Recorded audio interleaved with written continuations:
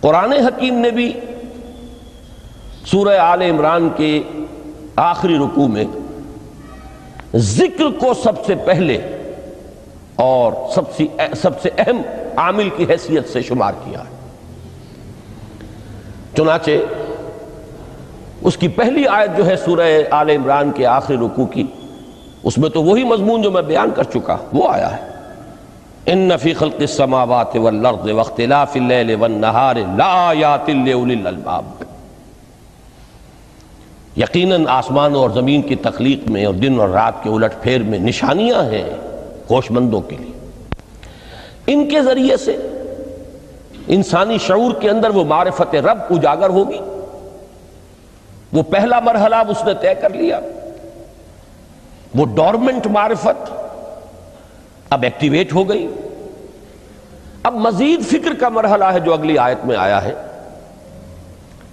الذین یذکرون اللہ قیاما وقعودا وعلی جنوبہم ویتفکرون فی خلق السماوات والارض ربنا ما خلقت ھذا باطلا سبحانک فقنا عذاب النار۔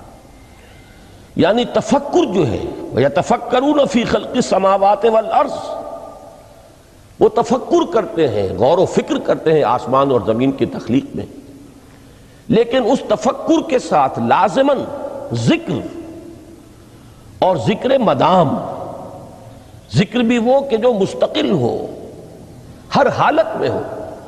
الذین یذکرون اللہ قیاما وقعودا وعلی جنوبہم، وہ لوگ کہ جو اللہ کو یاد رکھتے ہیں، اللہ کا ذکر کرتے ہیں، کھڑے ہوئے بھی، بیٹھے ہوئے بھی، اور اپنے پہلوؤں کے بل یعنی لیٹے ہوئے بھی۔ اب ان تین کے سوا تو کوئی پوزیشن انسان کی نہیں ہے، اسی کا نام ہے دوام ذکر۔ اور اس کے ساتھ اگر وہ تفکر کرتے ہیں تو ان کا فکر اگلی منزل تک پہنچتا ہے۔ تو پہلی شے تھی فکر انسانی کی صحیح رخ پر مزید پیش قدمی اور پیش رفت، اور اس کے لیے لازم ہے ذکر و فکر کا امتزاج۔ دوسری چیز کو لیجئے عمل کی درستی۔ اس عمل کی درستی کے لیے اللہ تعالیٰ کے ساتھ ایک گہرے تعلق کی ضرورت ہے، اس لیے کہ صبر کی بحث میں یہ مضامین شاید آپ کے سامنے آ گئے ہوں کہ صبر، جہاں مصیبت پر صبر ہوتا ہے، تکلیف پر صبر ہوتا ہے، اللہ کے احکام پر جمنا یہ بھی صبر ہے، نفس کی خواہشات کی باغ کو تھام کر رکھنا، کھینچ کر رکھنا یہ بھی صبر ہے، اور استقامت کسی شے پر قائم رہنا یہ بھی صبر ہے۔ تو عمل صحیح پر استقامت کے لیے وَاصْبِرْ وَمَا صَبْرُكَ إِلَّا بِاللَّهِ، اس صبر کی سب سے اہم جو بنیاد ہے، اس کا جو سب سے بڑا ذریعہ ہے، اس کا جو سب سے بڑا سہارا ہے، وَمَا صَبْرُكَ إِلَّا بِاللَّهِ، اس کے لیے ضرورت ہے ایک گہرے تعلق کی کہ اللہ کے ساتھ ایک ایسا تعلق برقرار رہے جو نہ صرف گہرا ہو بلکہ دائم و قائم ہو، مسلسل ہو۔ ذرا ذہول ہوگا تعلق مع اللہ میں، ذرا کمی آئے گی، شیطان کا وار کاری ہو جائے گا۔ اسی کو حضور نے حدیث میں یوں تعبیر کیا ہے تمثیلاً کہ جو دل اللہ کی یاد سے غافل ہے، اس پر فارسی کا وہ مقولہ بھی ہے کہ خانہ خالی را دیو می گیرت، گھر خالی رہے تو جنات اس پر دیو جو ہے آ کر قبضہ جما لیتے ہیں۔ تو خانہ قلب جو ہے اگر یاد خدا بندی سے خالی ہو گیا تو شیطان ابلیس لعین اپنی تھوتنی ٹکا دیتا ہے۔ یہ لفظ آتا ہے سور کے منہ کے لیے تھوتنی، جس طرح اس کا نکلا ہوا سا منہ ہوتا ہے آگے، تو یہ لفظ استعمال کیا گیا کہ وہ اپنی تھوتنی انسان کے دل پر جما کر اور پھوکے مارنی شروع کر دیتا ہے۔ تو شیطان کو موقع ہی تب ملتا ہے جب انسان کے تعلق مع اللہ کے اندر کمی ہو، وہ خانہ بالکل خالی ہو گیا ہو یا اتنا ضعیف ہو گیا ہو کہ کل عدم ہو جائے، گویا کہ نہیں۔ تیسری چیز کی طرف آئیے روحانی ترقی، روحانی ترقی کے لیے میں ایک اصطلاح کے سامنے لا رہا ہوں، اس سے مراد کیا ہے؟ روحانی ترقی کے لیے ہماری دینی اصطلاح ہے تقرب الی اللہ، اللہ سے قریب تر ہوتے چلے جانا۔ اس پر میرا ایک کتابچہ بھی ہے، تقرب الی اللہ کے 2 مدارج، 2 درجے، جو در حقیقت ایک حدیث نبوی علیہ الصلاۃ والسلام ہی پر مبنی ہے کہ حضور نے ایک درجہ قرار دیا ہے تقرب بالفرائض، فرائض کے ذریعے سے انسان اللہ کا قرب حاصل کرے۔ ایک ہے تقرب بالنوافل، نوافل کے ذریعے سے اللہ کا قرب حاصل کرے۔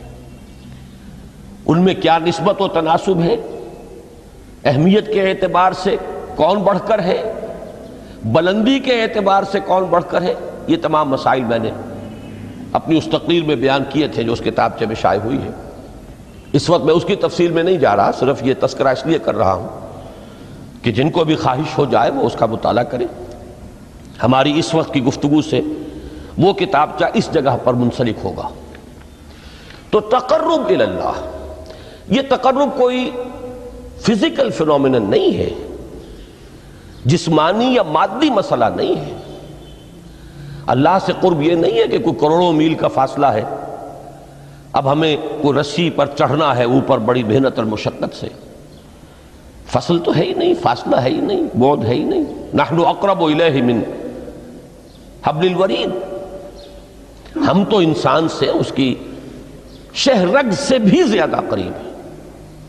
ہوا معکم اینما کنتم، وہ تو تمہارے ساتھ ہی ہوتا ہے جہاں کہیں بھی تم ہو، بس صرف یہ کہ تمہاری توجہ نہیں ہوتی، تم اور چیزوں میں مشغول و مصروف رہتے ہو، تم ہماری طرف دھیان ہی نہیں دیتے، تم ہماری طرف متوجہ ہی نہیں ہوتے۔ ہم تو مائل بے کرم ہے، کوئی سائل ہی نہیں، راہ دکھلائیں کسے رہنو منزل ہی نہیں۔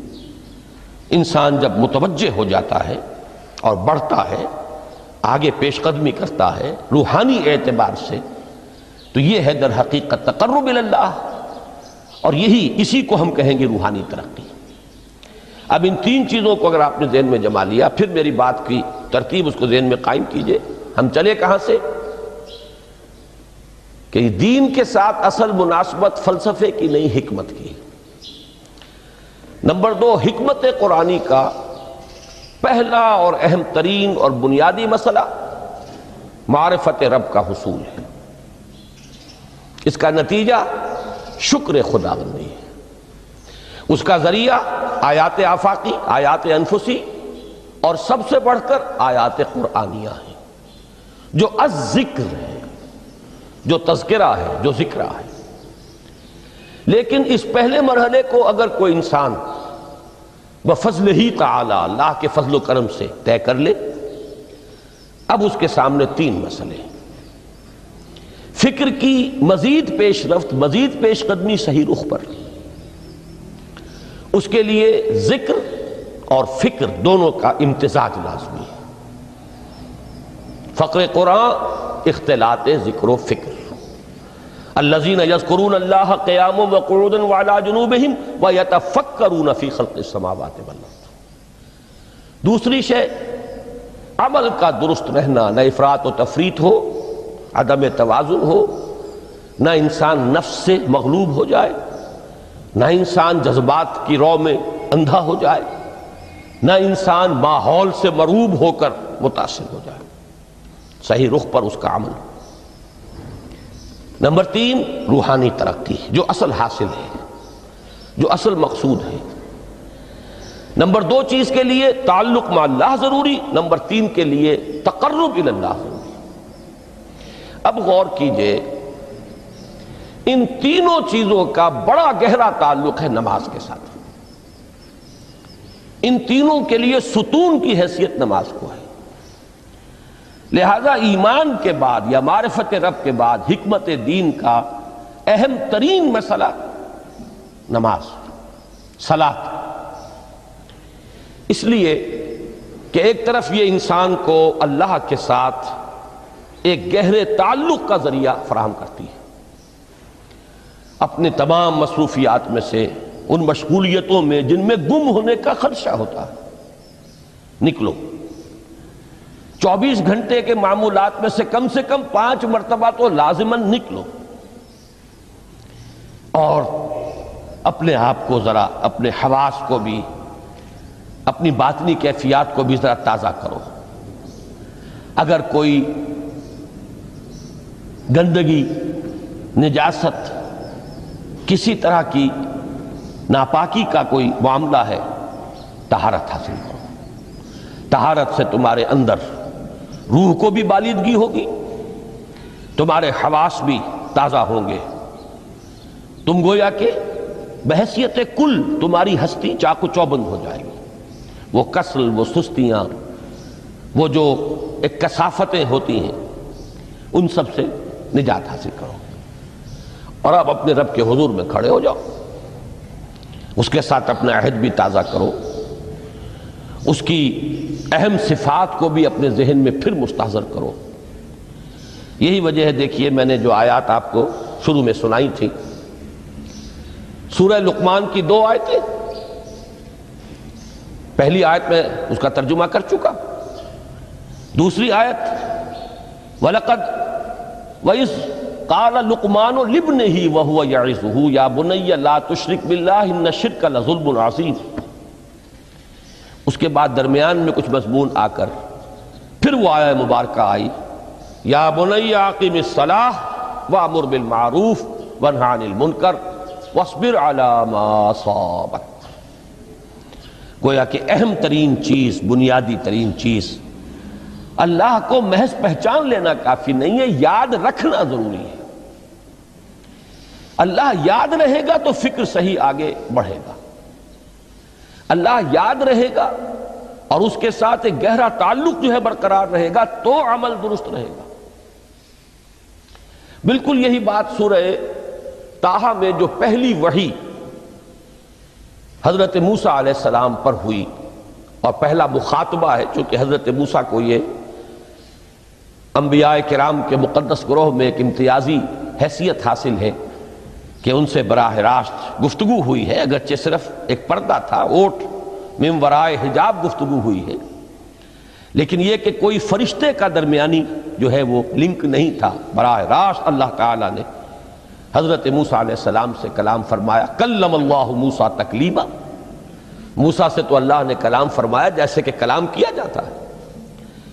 تو پہلا مخاطبہ ہے، یہ پہلا مکالمہ ہے، پہلی وحی کہیے، اسی میں یہ الفاظ بھی موجود ہیں، اننی انا اللہ لا الہ الا انا فاعبدنی واقم الصلاۃ لذکری۔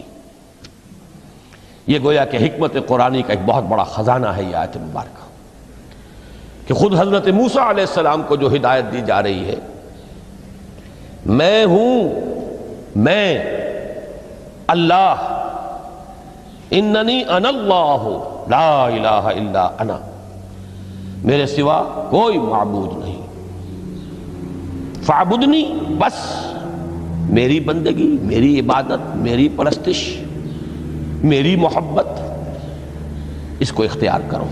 وَأَقِمِ الصَّلَاةَ لِذِكْرِي، اور نماز کو قائم رکھو میری یاد کے لیے۔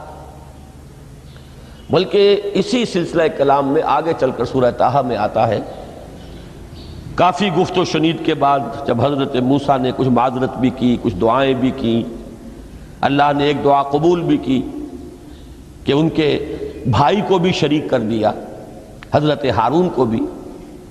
اس کے بعد پھر جب فرمایا کہ اب جاؤ فرعون کی طرف، تو اس میں فرمایا وَلَا تَنِيَا فِي ذِكْرِي، اور دیکھنا یہ جو عظیم مشن تمہارے کندھے پر آ گیا ہے، بڑا بھاری اور کٹھن ایک فرض ہے جو تم پر عائد ہو گیا ہے، اس کے لیے سب سے بڑی تمہارے پاس جو قوت کا ذریعہ ہے وہ نماز ہے۔ اقیم فلا تنیا عن ذکری، میری یاد میں کبھی غفلت نہ کرنا، اس میں کبھی کوئی کمی نہ آنے دینا۔ جیسا کہ میں نے عرض کیا تھا کہ جیسے ہی وہ تعلق جو ہے کمزور پڑتا ہے یا منقطع ہو جائے معاذ اللہ، تو پھر انسان گویا کہ شیطان کے لیے ایک لقمہ تر بن جاتا ہے۔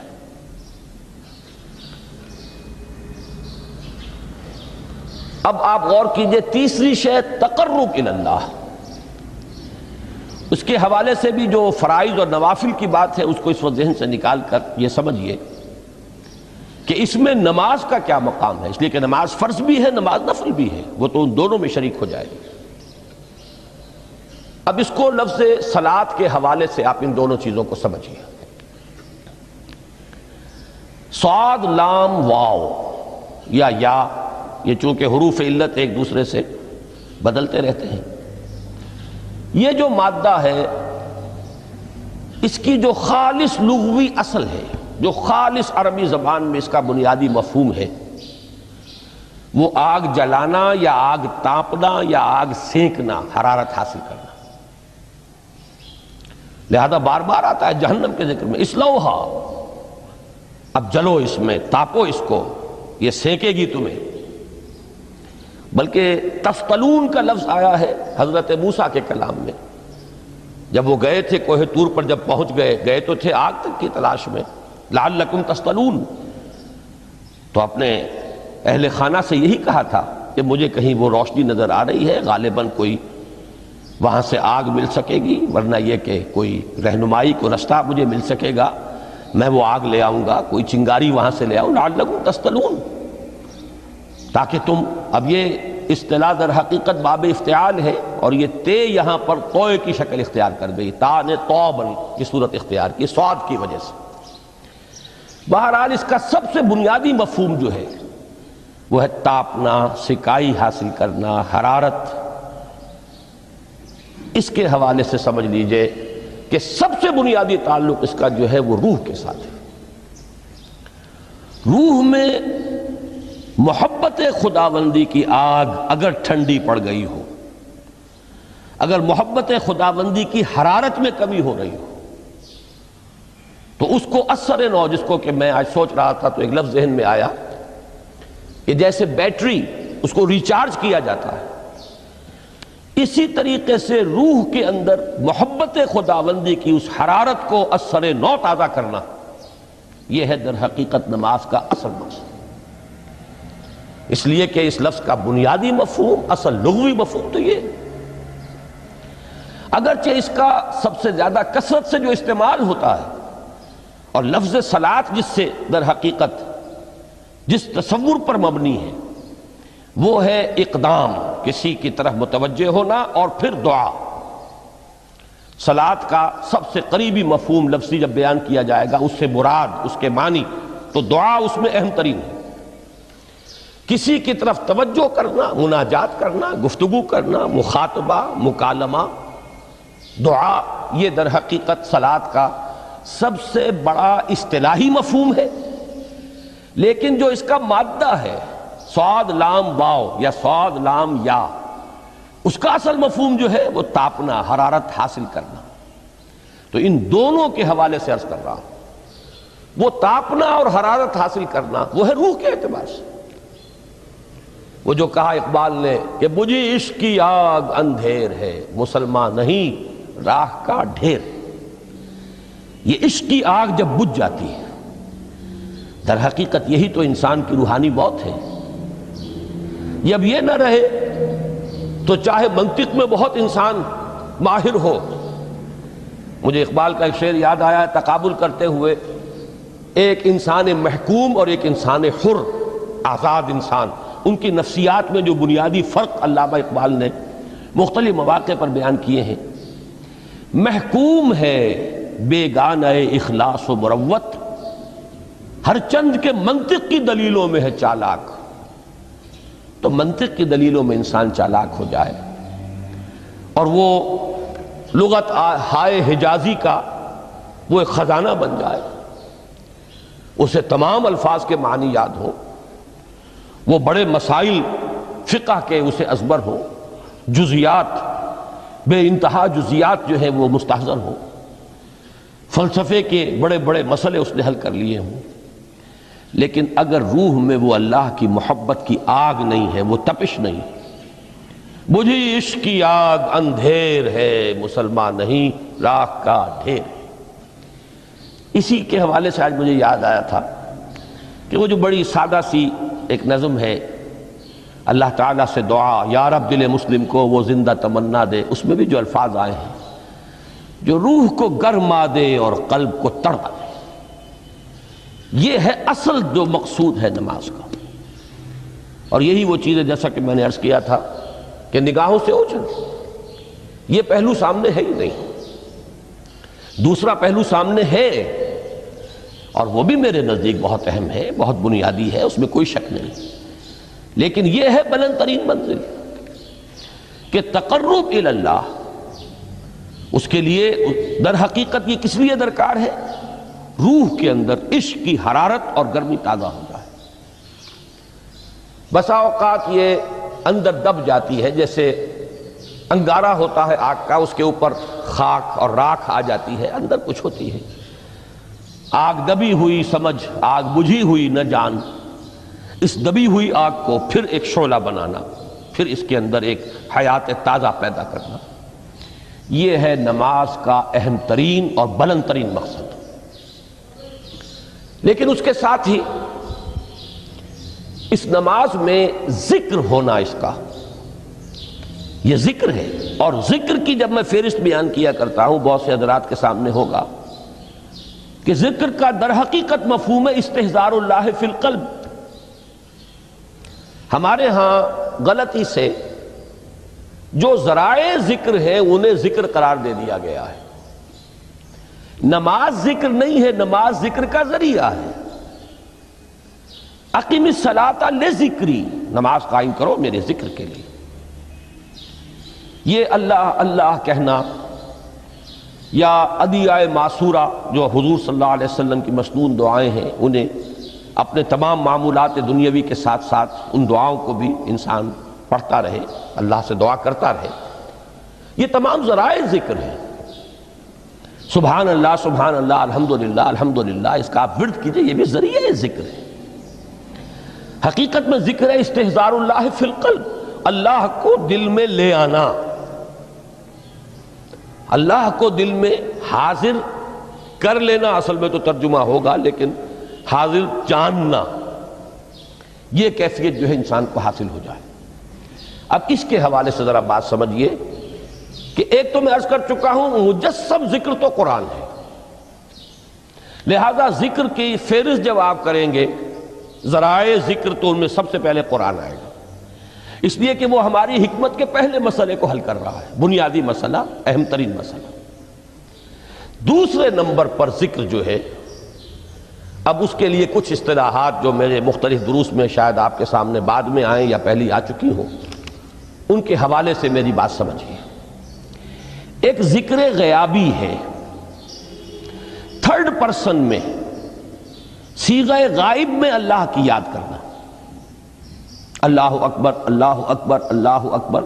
اب یہ اللہ اکبر جو ہے یہ جملہ اسمیہ خبریہ ہے، ایک حقیقت کی تکرار آپ کر رہے ہیں، اللہ سب سے بڑا ہے، اللہ سب سے بڑا ہے، سبحان اللہ سبحان اللہ سبحان اللہ۔ یہ در حقیقت ذکر غیابی ہے کہ آپ اس میں مخاطب نہیں ہیں اللہ سے، ایک ذکر خطابی کہیں یا ذکر حضوری کہیں، جس میں مکالمہ ہوتا ہے، جس میں گفتگو ہوتی ہے۔ تو نماز در حقیقت ذکر حضوری اور ذکر خطابی کی بلند ترین شکل ہے۔ اس لیے میں نے عرض کیا تھا کہ نماز کے لفظ یا صلاۃ کے لفظ، یہ اصطلاحی معنی جو اکثر و بیشتر کیے جاتے ہیں وہ ہے دعا، اور دعا میں ہوتا کیا ہے؟ مکالمہ ہے، مخاطب، اے اللہ، اے میرے رب، اے پروردگار۔ پھر یہ کہ اس میں اقدام اور کسی کی طرف متوجہ ہونا، یہی وجہ ہے کہ افتتاح صلاۃ، نماز کو شروع کرنے کے لیے ایک تو وہ الفاظ جو قرآن مجید میں آئے ہیں، انی وجہت وجہی للذی فطر السماوات والارض حنیفا وما انا من المشرکین، یہ ہے توجہ کا ارتکاز،